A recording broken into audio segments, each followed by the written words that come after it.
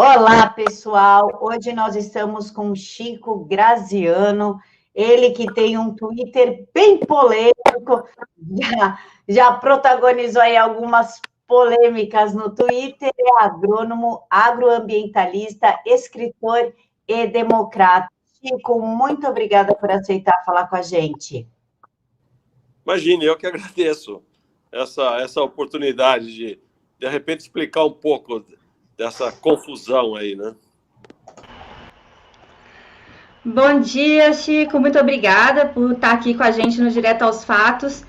A minha primeira pergunta é a seguinte: muita gente confunde o que é agronegócio. A pessoa fala, agronegócio é coisa de rico, são grandes fazendeiros e tal. Você pode pincelar um pouco do que é o agronegócio?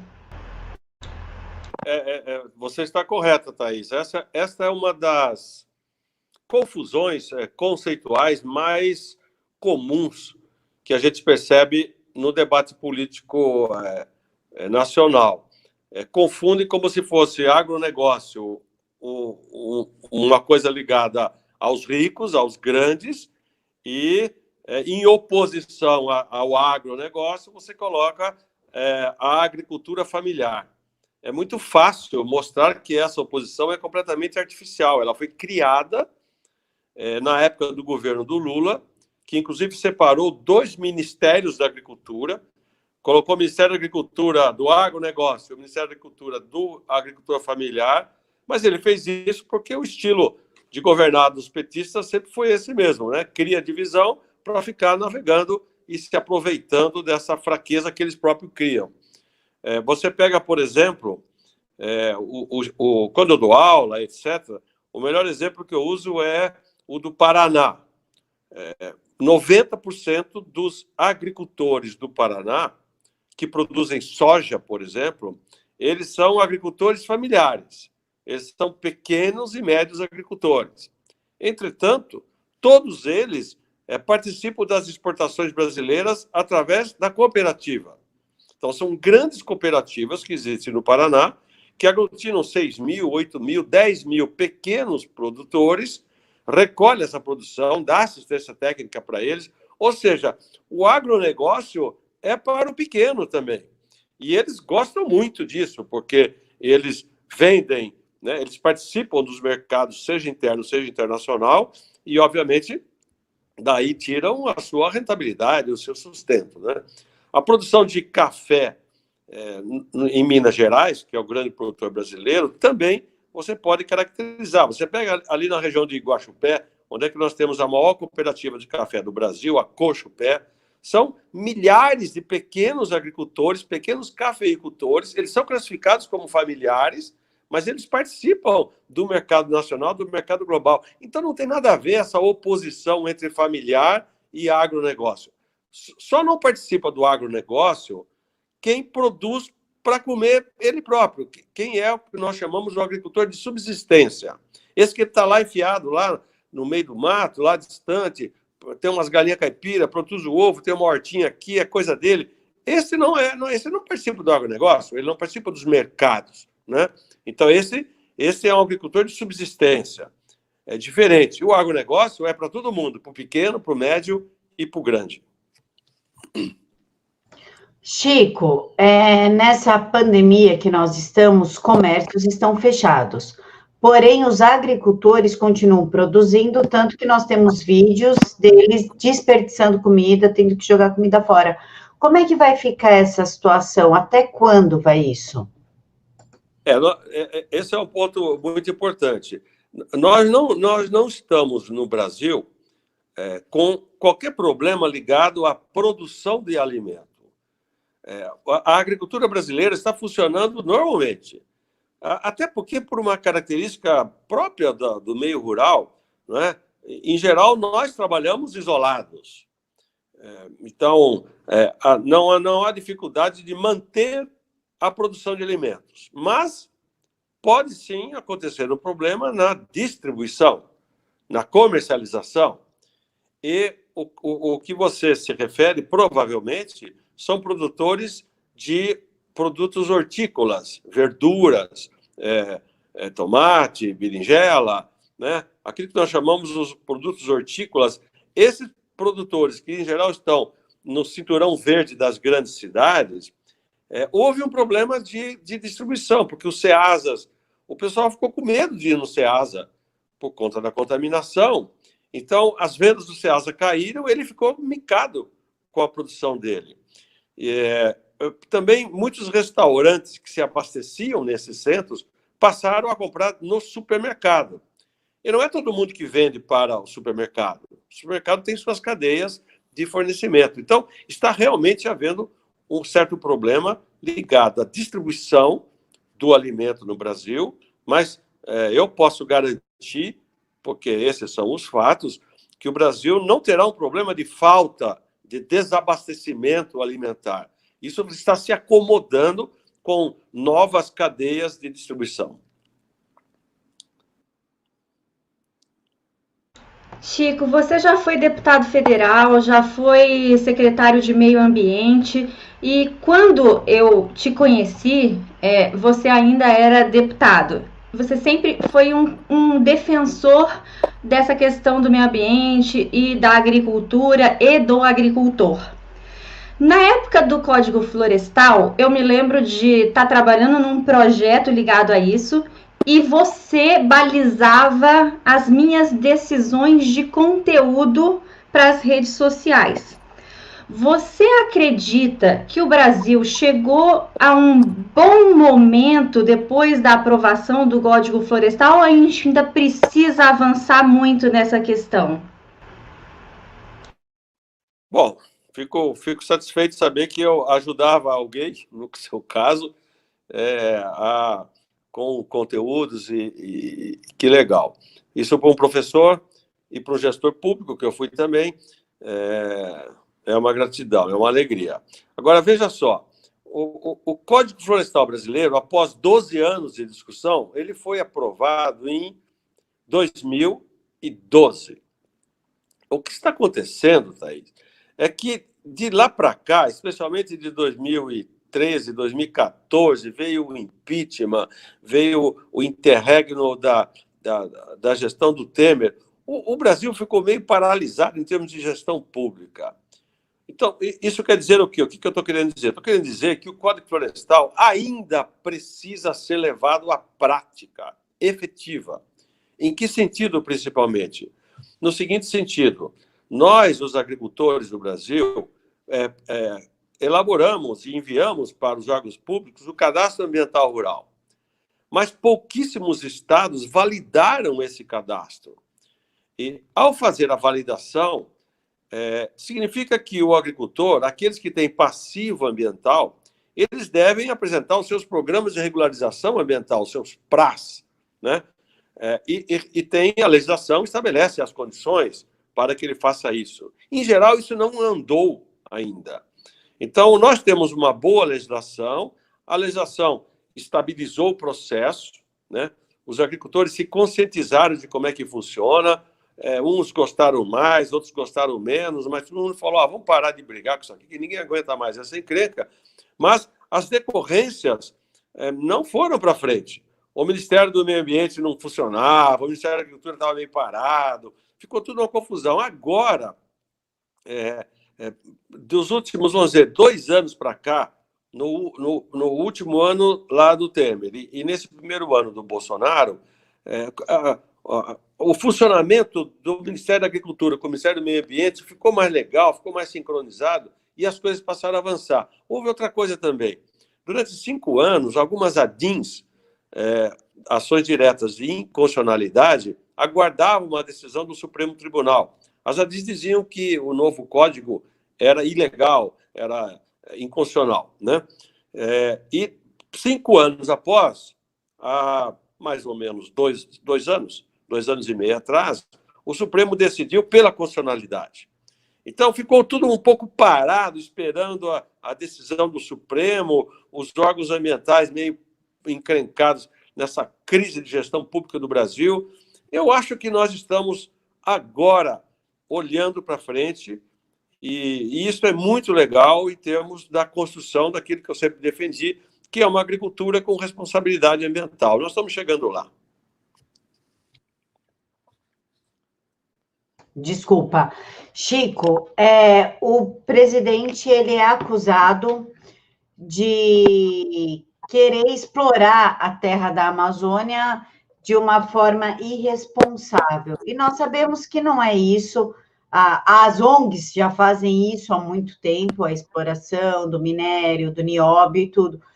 Como é que você vê essa proibição para que o Estado explore as terras e dê o direito ao índio de explorar a própria terra, porém dá direito às ONGs de fazer isso e ainda de forma inconstitucional, de forma ilegal? Nossa, é um assunto muito delicado, muito complexo.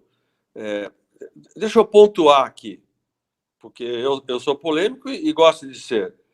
Eu não entro nessa de falar mal de ONGs, sabe?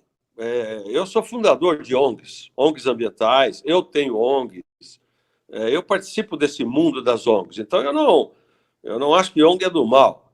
Existe ONG embrulhadora, existe ONG que era feita para tomar dinheiro público, vivia disso daí. Eu não gosto de ONGismo, mas eu acho que as organizações não governamentais, elas expressam, em muitos casos, setores importantes da sociedade que não participam de governos, mas se organizam civilmente e vão defender seus ideais, etc, etc. Então, eu não gosto muito quando começa a botar essa oposição de ONGs de um lado, coisa do outro.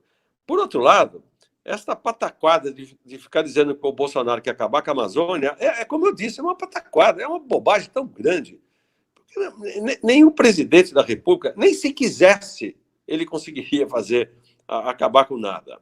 Então, vamos voltar aqui ao ponto central, pelo que eu entendi da sua questão. Não é tanto a Amazônia, é o seguinte, os territórios indígenas, eles podem ou não ser explorados, né?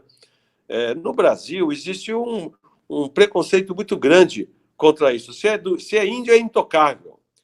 É intocável em termos, porque na prática, como você falou, na prática rola um monte de exploração com a conivência de muitas tribos. Também não são todas, mas você tem muita safadeza envolvida nisso daí. Então, eu acho que é preciso renormatizar esse assunto, tirar qualquer tipo de preconceito, né? E, se for o caso, em nome do interesse nacional, desde que seja regulamentado e bem fiscalizado, eu não me oponho a que se faça exploração, por exemplo, mineral na Amazônia e territórios indígenas. Não me oponho. Mas também não acho que deve liberar geral, né? Porque eu aceito que preservar territórios indígenas é uma ação legal, inteligente da nossa civilização contemporânea, em nome de preservar as nossas origens. Chico, você escreveu essa semana um artigo bastante interessante e que você toca nesse assunto de produção de alimentos, segurança alimentar e a questão da pandemia. Você acredita que a gente que realmente a gente vai conseguir superar a pandemia sem a gente ficar desabastecido? Ou seja, desculpa, vou reformular. Quando você diz que segurança alimentar é o filme estrelado pelo agro nacional e nenhum outro momento da história brasileira comprovou isso, explica pra gente o que você quer dizer com essa questão. Que bom que isso, porque esse é o meu objetivo principal. Quem me acompanha sabe disso, você sabe. Eu me bato muito, eu luto há tantos e tantos anos, não sou só eu, por defender a imagem da agricultura. A sociedade brasileira contemporânea tem uma imagem do agro um pouco deformada pelo passado do agro, né? E tratam a agricultura do Brasil como se fosse a agricultura da época do Jeca Tatu. Uma agricultura latifundiária, uma agricultura atrasada, uma agricultura individualista, onde os coronéis mandam, né, os latifundiários. Então, você tem toda uma carga do passado que não tem nada a ver com a agricultura moderna que nós fazemos hoje no Brasil. Eu brinco, né? Quer dizer, nós continuamos caipiras, mas nós somos caipira chique. Nós estamos participando do mundo, nós somos bons agricultores. É isso que eu quis dizer. Em uma crise que talvez venha a ser referida como a maior crise da história da economia global, pelo menos no mundo moderno, né? Mesmo numa época terrível como essa, onde tudo está, né, arrebentado, ninguém sabe o que fazer, os agricultores continuam trabalhando. Nós estamos colhendo a maior safra da história do Brasil de soja. E ninguém parou de colher soja. Os agricultores brasileiros, quando colhem a soja, a maior parte dos agricultores, eles colhem a soja e plantam milho em seguida, fazem uma integração de 2 lavouras consecutivas. O Brasil é o único país do mundo que faz isso. É o único. Por quê? Porque é um país tropical. Nos países temperados, da Europa, Estados Unidos, Japão, Canadá, Austrália, etc., não se pratica esse tipo de agricultura, né? Porque logo passa o tempo. Aqui não, aqui nós temos janelas de oportunidades, e nós estamos explorando isso com um modelo tropicalizado de agricultura. Então, o que é notável é que, e foi esse é o filme a qual eu me refiro, é que quando a pessoa que está em casa, isolada, reclusa, cumprindo essas terríveis determinações que bota a gente enfiado, mas quando ele vai lá na geladeira e abre a porta da geladeira, tem comida, né? A comida está lá. Mas eu fiz uma ressalva. Pode ser que vai faltar comida de quem não tem dinheiro para comprar comida. Não é que não vai ter comida para ele comprar. Ele pode, fruto do próprio combate ao vírus, que parou a economia do Brasil, pessoas que dependem de venda, né, ambulantes, pessoas que trabalham por conta própria, etc., eles podem ter uma restrição de renda tão grande que eles não venham a ter dinheiro para comprar. Então, a geladeira dele pode ficar vazia. Não é porque não tem alimento, é porque não tem dinheiro na mão dele. Por isso que o governo tem que fazer o que fez agora, rapidamente, né? Bota dinheiro na mão dessa turma, porque senão eles vão passar fome. Então, essa virtude da agricultura brasileira é que eu quis enaltecer nesse momento, dizendo que o Brasil tem segurança alimentar. Pensa só, olhe lá para a China. A China não tem segurança alimentar. Vários países, a Arábia Saudita não tem segurança alimentar. Posso falar de tantos aqui, né? Porque eles não conseguem produzir o seu próprio alimento. O Brasil produz o alimento para 210 milhões de habitantes e exporta para mais 1 bilhão de pessoas, que é o que se estima que pelo mundo afora se consuma produtos alimentares que o Brasil está exportando. Então, isso que é segurança alimentar de um povo. O Brasil tem, na sua agricultura, essa capacidade, o que é uma coisa maravilhosa. E tem gente que só fica aí falando mal da agricultura, que a agricultura está envenenando no mundo, negócio de agrotóxico, essas bobagens que ficam falando aí, que, né, eu nem consigo entender, fora a questão política, de onde que tantas pessoas tiram ideias tão deformadas sobre a agricultura brasileira. Chico, você falou no veneno para as lavouras, tudo, e tem muita crítica sobre isso. Inclusive, falam que se a gente continuar comendo esses alimentos, a gente vai acabar morrendo. Só que também sabemos que se não for usado, não tem plantação. Existe um meio termo, há uma histeria em cima do agrotóxico utilizado. Como é que funciona essa história? Camila, não tem meio termo. É continuar fazendo o que nós estamos fazendo. É muito interessante, embora seja triste, do ponto de vista do conhecimento objetivo.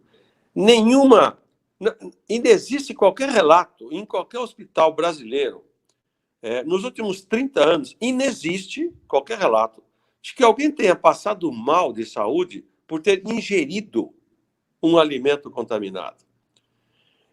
Existem problemas de intoxicações de trabalhadores lá na aplicação, por má condição do processo. Então, sim, existem problemas ligados à intoxicação por pesticidas. Mas não existe o problema de contaminação no mercado. Você pode continuar comprando os seus alimentos, todos eles, em qualquer lugar que você vai comprar, que não tem problema de saúde pública. Bom, mas eu que estou dizendo, não, eu só estou aqui contando os resultados das análises rotineiras que são feitas pela Anvisa, que é do Ministério da Saúde, e pela Defesa Sanitária, Fitossanitária do Ministério da Agricultura. E essas análises não são feitas agora, elas são feitas nos últimos 15, 20 anos. Elas sistematicamente divulgam resultados. Esses resultados mostram que, sim, em parte dos alimentos detectam-se resíduos de pesticidas, mas, invariavelmente, esse resíduo, o nível do resíduo não é o nível que cause dano à saúde. Eu, quando vou dar aula sobre isso, eu pego a garrafa que me servem, ou quando eu vou fazer uma conferência, que eu vivo disso, né? Então, eu pego lá uma garrafa d'água, qualquer uma, pode pegar qualquer uma, se tiver alguma na frente de vocês, ou mesmo um copinho. Você vai ver lá, tem resíduos de nitratos. Ora, qualquer água potável que nós tomamos tem resíduo de nitrato. Nitrato é um contaminante ambiental muito sério e ele causa problemas de saúde, mas depende da dose. Naquela dose que está ali na água que você está tomando, que você comprou lá no supermercado, sei lá onde, naquela dose não vai te causar problema de saúde. Então, tem resíduo? Tem. Faz mal para a saúde? Não. Então, é curioso como se criou uma enorme celeuma que faz com que pessoas em geral, inclusive você, acham que, como é que a gente faz? Pois eu te digo, pode continuar comendo, que não tem problemas. Era pior antes. Há 20 anos, nós utilizávamos na agricultura determinados pesticidas que eram mais contaminantes do que nós temos hoje. Progressivamente, o mundo está mudando. E cá entre nós, o mundo está melhorando. Pensa comigo. Qual produto novo que chegou no mercado pior do que o velho? E vocês conhecem algum? Eu não conheço. Sempre quando sai um produto novo, é melhor do que o antigo. Automóveis, bicicleta, telefone celular, vai falando, roupa, qualquer coisa. Quando sai produtos novos, remédios, né, eles são melhores do que os antigos. Pesticida é a mesma coisa. Lá atrás, nós usávamos umas coisas meio complicadas. Hoje, a segurança alimentar é muito melhor. Essa é que é a realidade. Chico, agora com essa pandemia, a gente viu que a China não vai mais habilitar nenhuma compra de carne, os plantéis. Como é que você acha que o Brasil vai reagir economicamente a essa não compra, a falta de compra da China, dos nossos produtos? Não, Thaís. Não. A China, mas não, a China nesse mês de março, que acabou agora, comprou carne bovina do Brasil e carne suína e carne de aves como nunca o fez na história. Nós tivemos um recorde de vendas externas de carne. Não está deixando de comprar, não. Pelo contrário, soja, a mesma coisa. A China nunca comprou tanta soja do Brasil como comprou em março agora, passado. A informação a qual você se refere é que não vão ser habilitados novas plantas frigoríficas.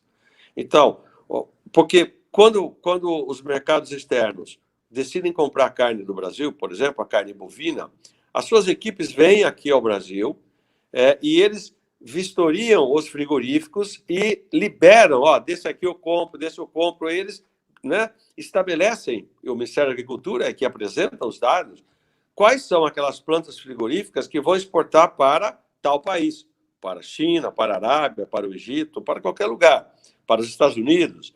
Então, nós já temos plantas frigoríficas suficientes, habilitadas para exportar.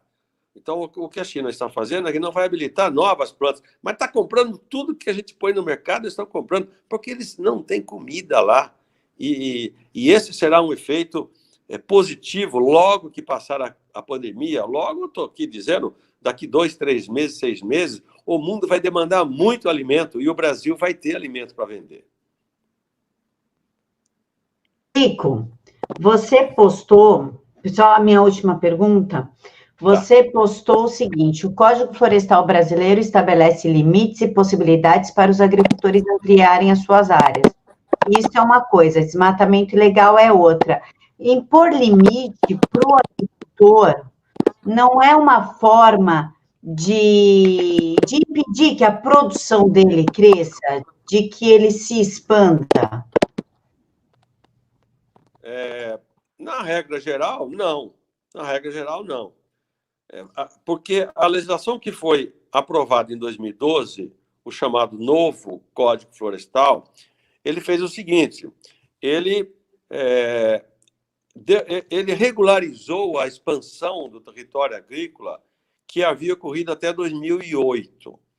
Então, essas áreas todas, algumas delas, segundo a lei anterior, haviam ocupado áreas que não deveriam ter ocupado, todos esses territórios produtivos foram consolidados. Então, a agricultura do Brasil, ela ficou estabelecida no tamanho que ela estava em 2008. E a abertura de novas áreas, né, ela passou a ser feita segundo as normas, então, do Código Florestal, que são o seguinte: para o Brasil todo, exceto a Amazônia, você pode explorar 80% do seu território, tem que guardar 20%. Mas a lei foi inteligente, porque nesses 20% que você tem que preservar, inclui as chamadas áreas de preservação permanente, que são aquelas às beiras dos rios, dos córregos, aquelas que protegem as nascentes, onde você tem áreas muito declivadas, montanhosas, você deve preservar, porque se for fazer agricultura ali, vai dar erosão, não vai dar certo. Então, vamos dizer, na média da agricultura do Brasil, você preservar na propriedade rural 20% de vegetação nativa é uma boa ideia. Os agricultores, em geral, não se opõem a isso e estão cumprindo a legislação. Eu acho que ficou bem. É uma legislação que o Brasil tem. Proteger córregos, proteger a chamada mata ciliar, né? Aqui no Brasil. Lá na Europa eles não protegem, eles não têm isso. É verdade, lá eles não têm isso. Eles produzem até a beirada do rio. Só que lá eles não têm chuva de 50 milímetros em uma hora. Eles não têm chuvas torrenciais que são típicas dos trópicos. Então, ter uma legislação própria para a proteção dos recursos hídricos no Brasil, diferente do que tem na Europa, me parece fazer todo sentido. E os agricultores hoje sabem disso, reconhecem isso, estão preservando as margens dos córregos, das nascentes. Então, toda a zona rural brasileira está ficando muito mais bonita, inclusive, fazendo isso, combatendo a erosão. Está aparecendo muito bicho, muito tucano, muito passarinho.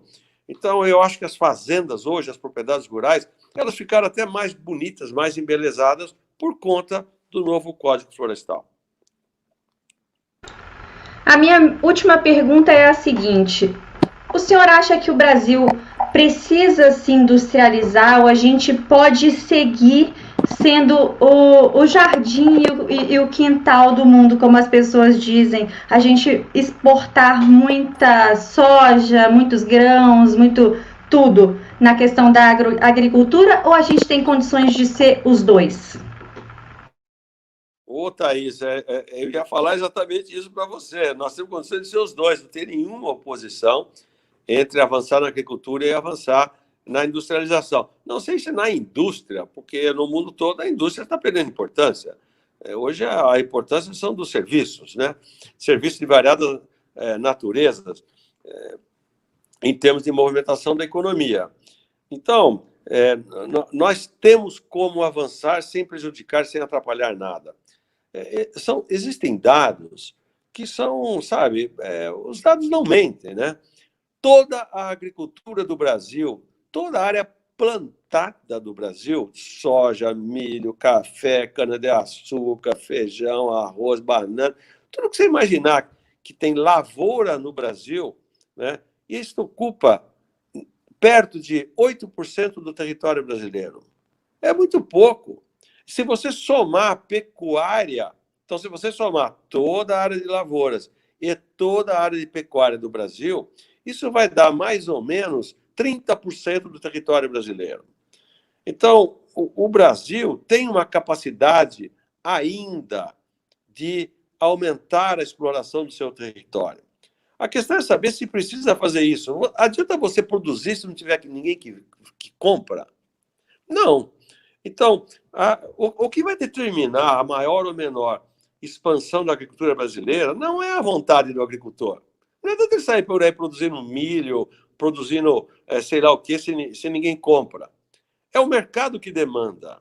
O agricultor, ele não toma decisões assim, vou desmatar aquela área lá. Não, ele não tem gosto nenhum de fazer isso. A expansão do território é demandado pelas pessoas, ou que demandam alimentos, ou matérias-primas, ou, mais recentemente, nós estamos produzindo muita soja para fazer biodiesel. Alguns milhões de toneladas de soja no Brasil são moídas, extrai o óleo, esse óleo é transformado e é misturado no diesel do petróleo. O Brasil tem um programa, talvez o mais importante programa de biodiesel do mundo, bancado pela soja, bancado pela agricultura. E tem gente que acha que é ecologista e é contra a soja, sabe? Umas bobagens incríveis. Então, dá para fazer as duas coisas. O Brasil é uma nação abençoada por Deus. Se nós nos acertássemos um pouco mais na política, quando passar essa tempestade toda, independente de quem está no governo, estou pensando aqui no médio e longo prazo, o Brasil será uma grande nação. Já vai ser mais do que isso. Eu sou muito otimista sobre o futuro do nosso país. Pessoal, esse foi o Chico Graziano. Deixem aqui para mim nos comentários o que vocês acharam. Se tem dúvidas, o Twitter dele está aqui na caixa de informações. Vocês podem ir até o perfil dele e também deixar dúvidas de vocês.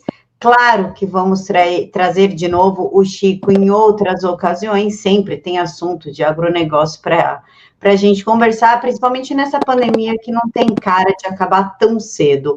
Chico, muito obrigada pela sua participação, pela sua disponibilidade. Eu te agradeço muito também por estar aqui, por essa conversa que para mim é muito interessante, porque eu adoro o agro como um todo, te acompanho e foi uma grande alegria essa conversa com você. Muito obrigada, Chico. Thaís, Camila, eu que agradeço a vocês, me deram uma oportunidade de conversar um pouco. Nós estamos precisando fazer mais isso no nosso país, né? Esclarecer conceitos, mostrar as informações, os fatos. Cada um pensa o que quiser. Se o cara quer, né, ser de direita, de esquerda, eu pouco me importo com isso. As pessoas têm que ser pessoas corretas, decentes, e que trabalhem com informação bem feita. E aí, vamos para a luta. Eu sou bom na guerra política, vocês sabem disso, mas tem horas nós precisamos ter base de informação, nós precisamos ter um pouco mais de apreço pelo conhecimento, o objetivo das coisas. Vocês me propiciaram essa oportunidade. Um abração para vocês todos. E parabéns. Obrigada. Pessoal, fiquem todos com Deus, que Jesus o abençoe novamente. Twitter do Chico está aqui na caixa de informações, é só seguir ele lá. Fiquem todos com Deus.